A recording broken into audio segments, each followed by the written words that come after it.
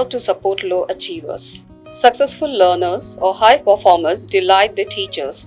They are motivated and involved, complete all the tasks easily, achieve brilliant results, have no difficulties using grammar and vocabulary probably. But let's face it, both school teachers and tutors deal more often with problematic students such as low achievers. They are people who don't do well in class and who achieve results below average. Teaching low performers is very challenging, especially in groups because they can hold back other students. Why are some learners low achievers? The reasons are the following: lack of motivation. They don't understand the importance of learning the language and have no reason to master it.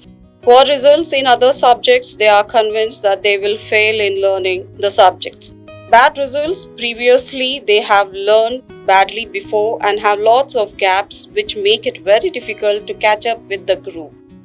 Poor learning strategies, below average cognitive ability, lack of concentration, stress, depression, or other emotional problems.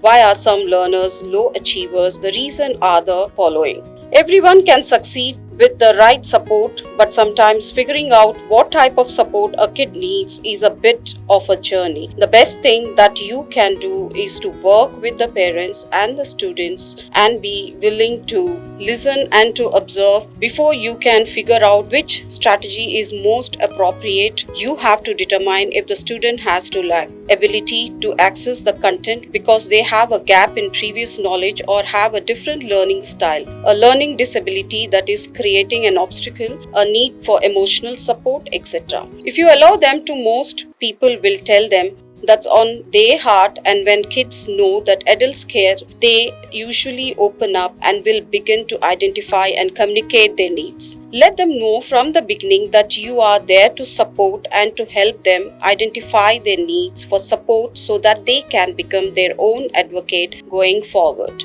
A teacher basically needs to be a friend and well-wisher to the students, irrespective of whether they are good at studies or struggling to understand the subject better. All that is needed is a little patience and understanding. Being a good listener and communicator, let them speak out their problems with an open mind and listen to them. Then you can interpret where and how you can help them to come out of the struggle and help them to win the situation. The teachers must explain their points slowly in greater detail than for those of at least average ability and, if necessary, repeatedly.